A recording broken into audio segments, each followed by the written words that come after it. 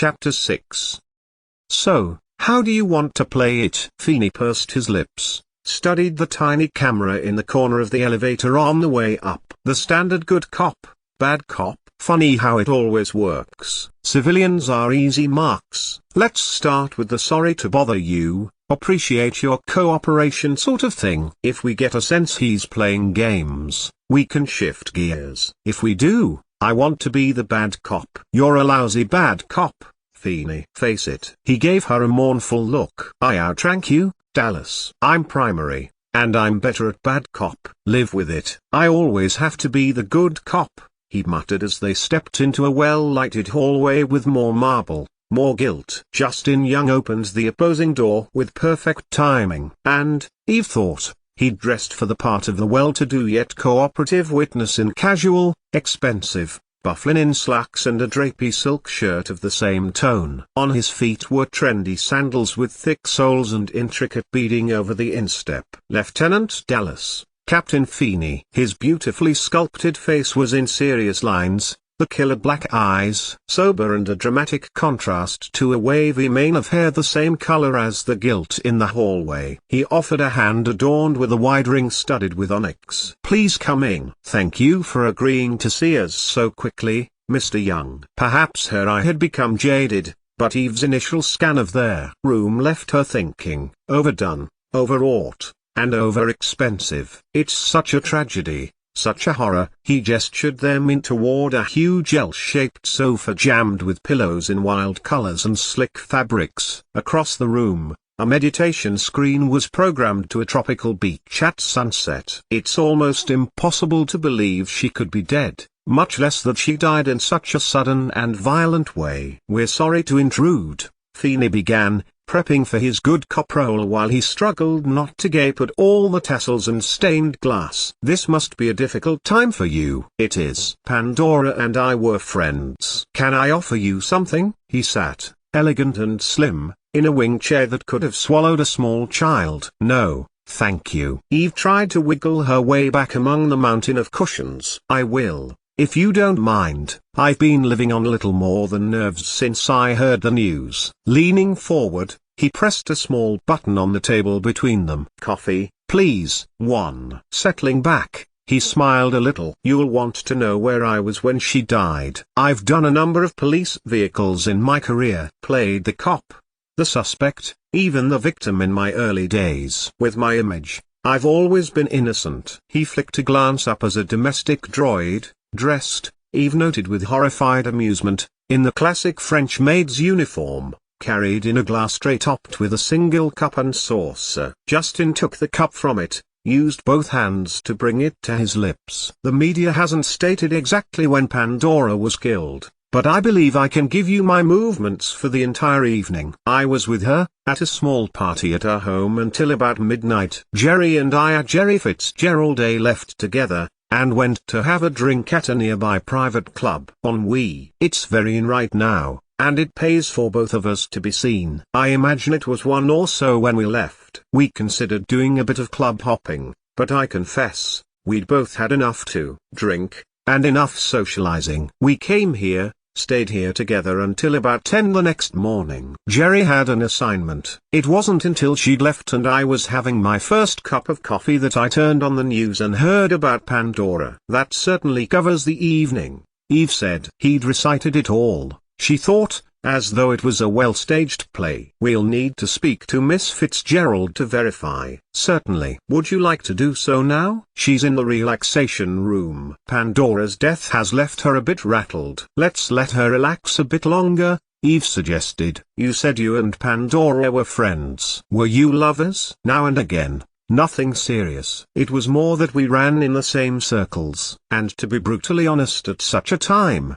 Pandora preferred men who were easily dominated, intimidated. He flashed a smile as if to show he was neither. She preferred affairs with those who were striving rather than those who had attained success. She rarely enjoyed sharing the spotlight. Feeney picked up the rhythm. Who was she involved with, romantically, at the time of her death? There were a few, I believe. Someone I think she'd met on Starlight Station, an entrepreneur, she called him. but with a sarcastic tone. This up-and-coming designer Jerry tells me is brilliant. Michelangelo, Puccini, Leonardo, something of the kind. Paul Redford, the video producer who joined us that night. He took a sip of his coffee, then blinked. Leonardo? Yes, it was Leonardo. There was some sort of tiff there. A woman came by the house while we were there. They fought over him. An old-fashioned catfight. It would have been amusing if it hadn't been so embarrassing for everyone involved. He spread his elegant fingers, looked mildly amused despite his statement. Well done, Eve thought. Well rehearsed,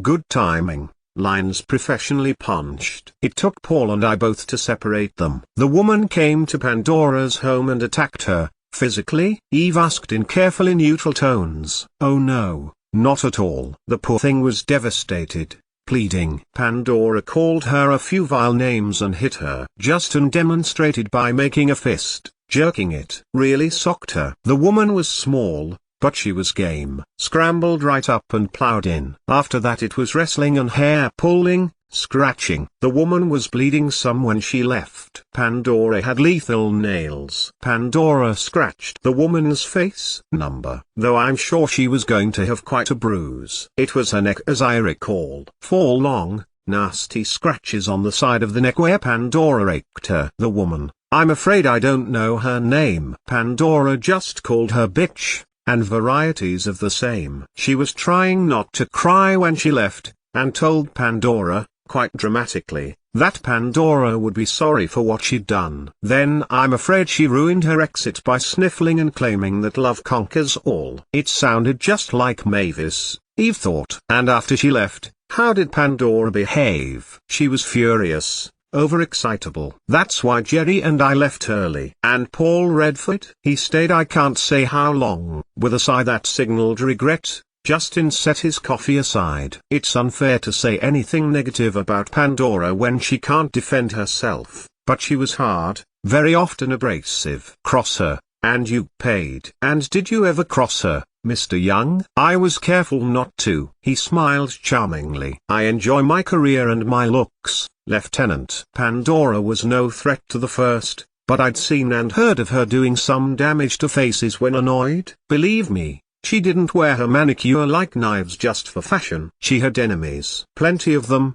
most of whom were terrified of her. I can't imagine who might have finally snapped and struck back at her. And from the news reports I've heard, I can't believe even Pandora deserved to die so brutally. We appreciate your candor, Mr. Young. If it's convenient, we'd like to speak with Ms. Fitzgerald now. Alone. He lifted a slim, elegant brow. Yes, of course. No coordinating stories. Eve only smiled. You've had plenty of time to do that already. But we'd like to speak to her alone. She had the pleasure of seeing his smooth facade shaken a bit by her statement. Still, he rose and walked toward a connecting corridor. What do you think? Feeney muttered. I think it was a hell of a performance. We're on wavelength there. Still, if he and Fitzgerald were ripping up the sheets all night, it keeps him in the clear. They alibi each other, it keeps them both in the clear. We'll get the security discs from building management, check what time they came in. See if they went out again. I never trust those,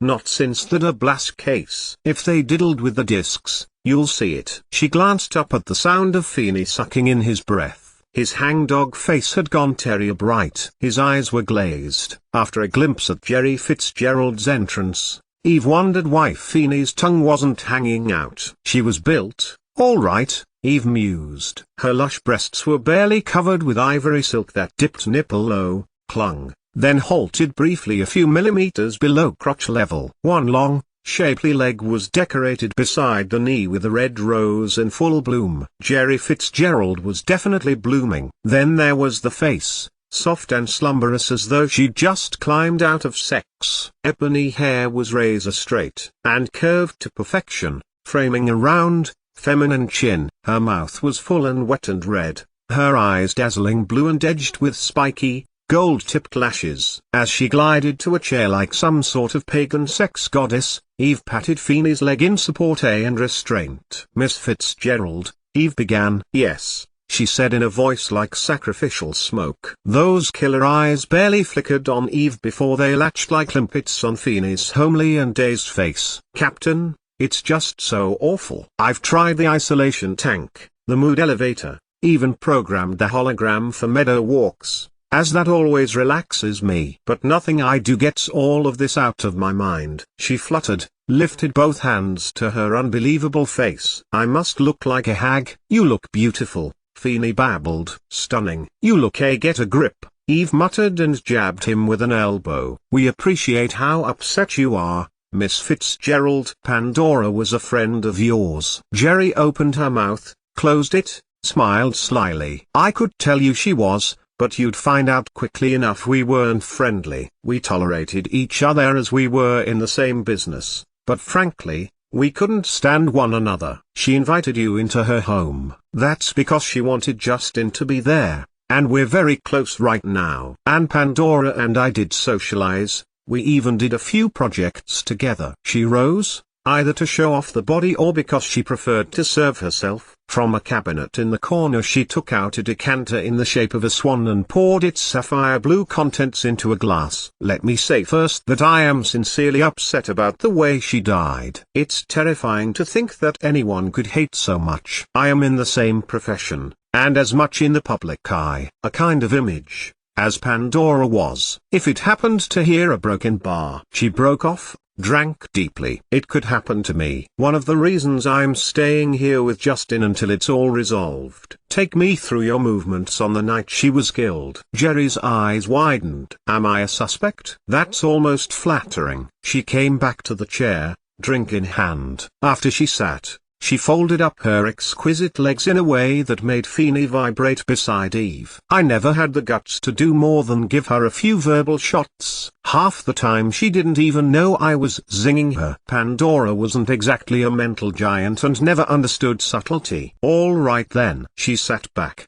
closed her eyes, and told basically the same story as Justin had, though she had, apparently, tuned in more closely on the altercation between Pandora and Mavis. I have to admit, I was cheering her on. The little one, not Pandora. She had a style to her, Jerry mused. Odd, memorable, somewhere between a waif and an Amazon. She was trying to hold her own, but Pandora would have mopped the floor with her if Justin and Paul hadn't stopped it. Pandora was really strong. She was always in the health club working on muscle tone. I once saw her literally throw a fashion consultant across the room because the poor sap had mislabeled her accessories before a showing. Anyway, a broken bar. She waved that off, opened a drawer on the brass table beside her, and located an enameled box. She took out a glossy red cigarette, lighted it, blew out perfumed smoke. Anyway, the woman started off trying to reason with Pandora,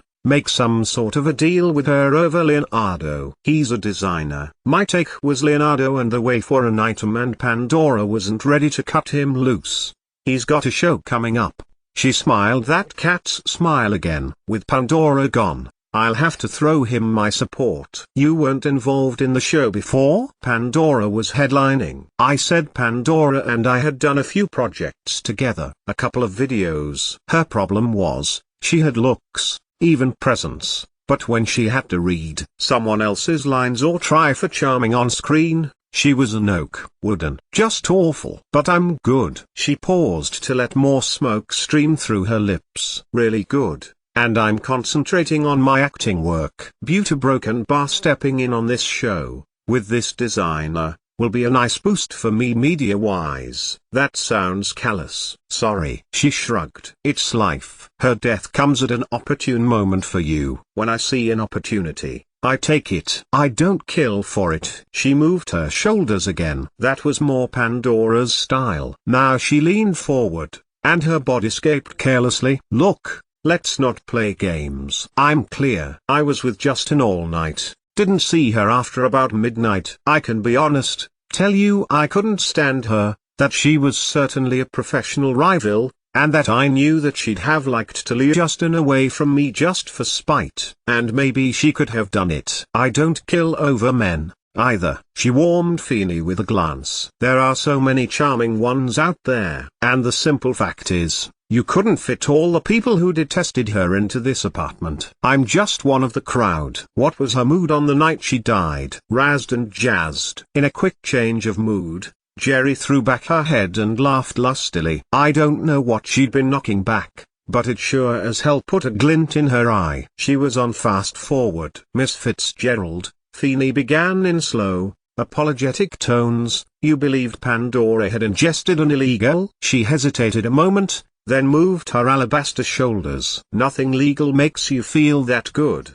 honey. Or that mean. And she was feeling good and mean. Whatever it was, she was chasing it with champagne by the bucketload. Were you and the other guests offered illegal substances while you were there? Eve asked. She didn't invite me to share. But then, she knew I didn't use. My body's a temple. She smiled as Eve's glance focused on her glass. Protein drink, Lieutenant. Pure protein. And this, she waved her slim cigarette. Veggie, with a lace of perfectly legal karma, for my nerves. I've watched a lot of the mighty fall, taking a short, fast trip. I'm in for the long haul. I allow myself 3 herbal smokes a day, an occasional glass of wine. No chemical stimulants, no happy pills. On the other hand, a broken bar. She set her drink aside. Pandora was a champion user. She'd gulp down anything. Do you know the name of her supplier? Never thought to ask her. Just wasn't interested. But at a guess, I'd say this was something new. I've never seen her so powered up, and though it pains me to say it, she looked better, younger. Skin tone and texture. She had, well, a glow on. If I didn't know better, I'd say she'd had a full treatment, but we both use Paradise. I know she wasn't in the salon that day, because I was. Anyway, I asked her, and she just smiled and said she'd found a new beauty secret, and she was going to make a pile on it. Interesting, Feeney commented when he plopped back down in Eve's car. We talked to 2 of the 3 people who last socialized with the victim. Neither of them could stand her. They could have done it together, Eve mused. Fitzgerald knew Leonardo, wanted to work with him. Simplest thing in the world to alibi each other. Feeney tapped his pocket where he'd slipped the security discs from the building. We'll run these, see what we find. Still seems to me we're missing motive. Whoever took her out didn't just want to kill her, they wanted to erase her. We've got a powerful kind of rage here. Didn't seem to me either one of those 2 would work up a sweat. Push the right buttons, everybody sweats. I want to swing by Zigzag, see if we can start pinning down Mavis's moves. And we need to contact the producer, set up an interview. Can you put one of your drones on the car companies, Feeney? I can't see our heroine taking the subway or a bus downtown to Leonardo's. Sure. He took out his communicator. If she took a cab or a private transpo service, we should be able to nail it down in a couple hours. Good. And let's see if she made the trip alone, or if she had company. Zigzag didn't do much hopping in the middle of the day. It lived for night. The Sunlight crowd were mostly tourists or the harried urban professionals who didn't much care if the decor looked tawdry and the service was surly. The club was like a carnival that glittered at night, and showed its age and its flaws in the harsh light of day. Still, it maintained that underlying mystique that drew crowds of dreamers. There was a steady drone of music,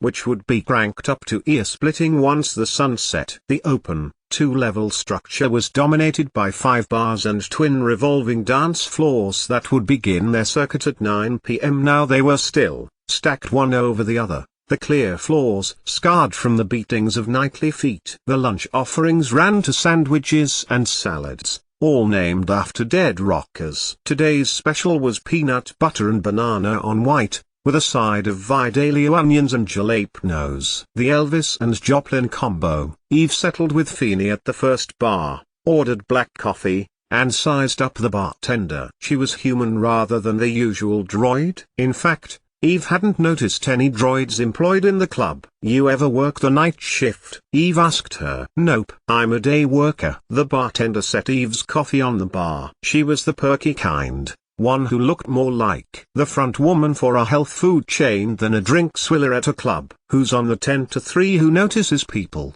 remembers them? Nobody around here notices people. if they can help it. Eve took out her badge, laid it on the bar. Would this clear somebody's memory? Couldn't say. Unconcerned, she shrugged. Look, this is a clean joint. I've got a kid at home, which is why I work days and why I was fussy about where I took a job. I checked this place out through and through before I hooked up. Dennis, he runs a friendly club, which is why you've got servers with pulses instead of chips. It might get a little wild, but he keeps the lid on. Who is Dennis, and where do I find him? His office is up the twisty stairs to your right, behind the first bar. He owns the place. Hey, Dallas. We could take a minute for some eats, Feeney complained as he walked behind her. The Mick Jagger sounded worth a try. Get him to go. The bar wasn't open on this level, but obviously Dennis had been alerted. A mirrored panel slid aside, and he stood there, a slight,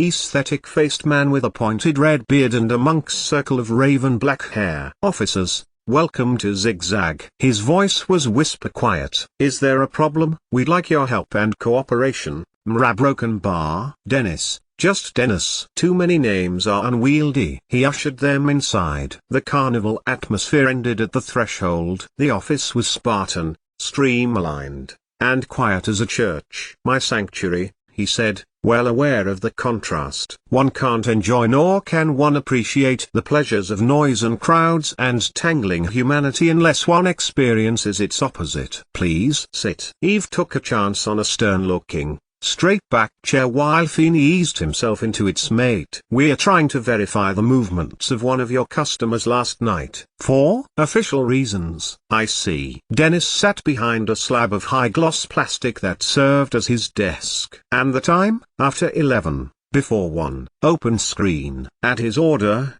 a section of the wall slid open to reveal a viewer. Replay security scan 5, begin 11 p.m. The screen, and the room, erupted with sound and color and movement. For an instant it dazzled the eye, then Eve focused. It was an overview of the club in full swing. A rather lordly view, she mused, as if the watcher soared quietly over the heads of the celebrants. It suited Dennis down to the ground. He smiled, judging her reaction. Delete audio. Abruptly, silence descended. Now the movement seemed unworldly. Dancers gyrated on the circling floors. Lights flashed over their faces, catching expressions, intense, joyful, feral. A couple at a corner table snarled at each other, body action clearly demonstrating an argument in progress. At another, a mating ritual with soulful looks and intimate touches. Then she spotted Mavis, alone. Can you enhance? Eve rose,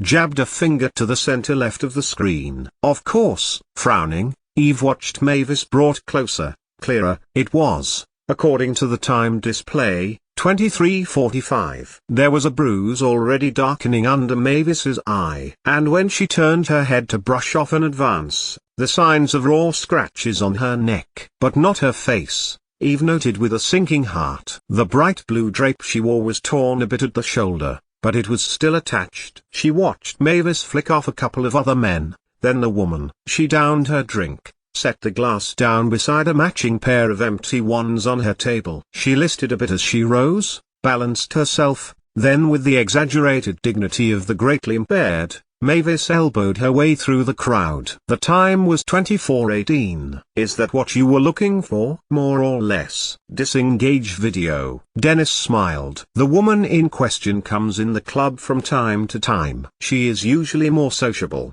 enjoys dancing. Occasionally she will sing. I find her a different sort of talent, and certainly a crowd pleaser.